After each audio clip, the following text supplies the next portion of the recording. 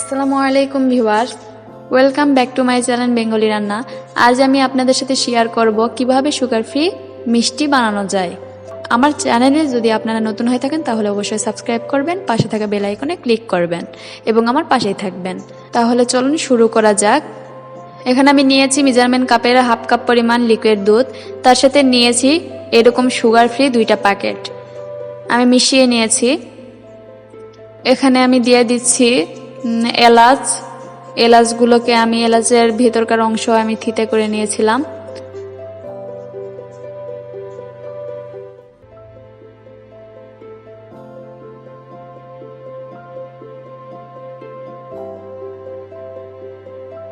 আমি বলক উঠিয়ে নিয়েছি। এখন দিয়ে দিচ্ছি সুজি। আমি মেজারমেন্ট কাপের হাফ কাপ সুজি নিয়েছি। সুজিগুলোকে আমি আস্তে আস্তে ঢালছি, অনবরত নাড়ছি। আমার সুজিগুলো দেওয়া হয়ে গেছে, এখন আমি এগুলো নাড়তে থাকবো। এই যে দেখেন, আমি একটা ড্র তৈরি করেছি। সুজিগুলো আমার প্যান থেকে নিজে নিজে উঠে আসছে। দেখেন, এরকম একটা ড্র তৈরি করছি, আঠালো ভাব। আমার ড্র হয়ে গেছে।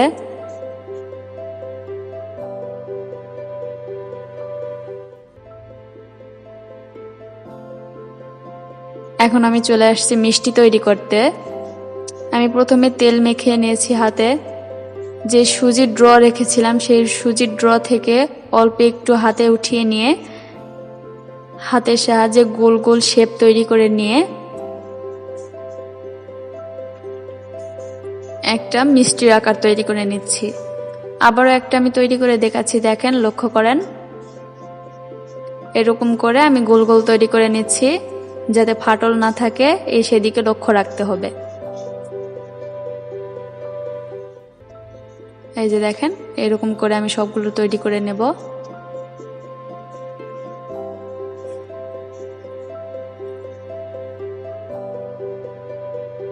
এই যে সবগুলো আমার রেডি।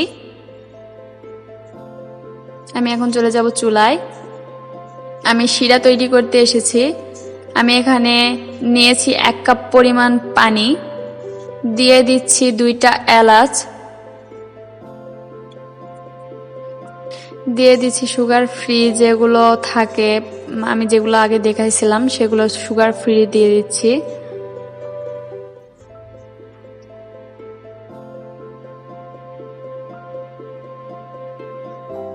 এটা অতিরিক্ত বেশি দেওয়া যাবে না, বেশি দিলে তিতা হয়ে যাবে। আবার কম দিলে আপনারা তো জানেন মিষ্টি হবে না। পরিমাণ মতো দিতে হবে, আপনারা অল্প অল্প করে দিবেন।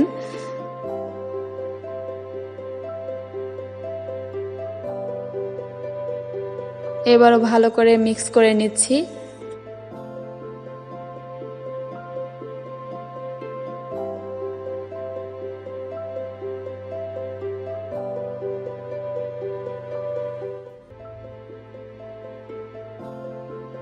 আর একটা চামচের সাহায্যে একটু উঠায় নিয়ে টেস্ট করবেন। আমার হয়ে গেছে, আমি এটাকে ভালো করে বলক উঠায় নিচ্ছি।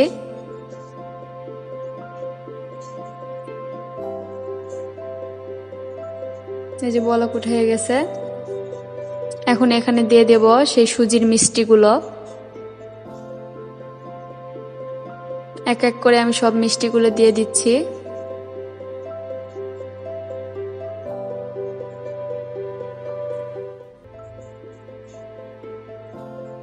সব মিষ্টিগুলো আমি দিয়ে দিলাম।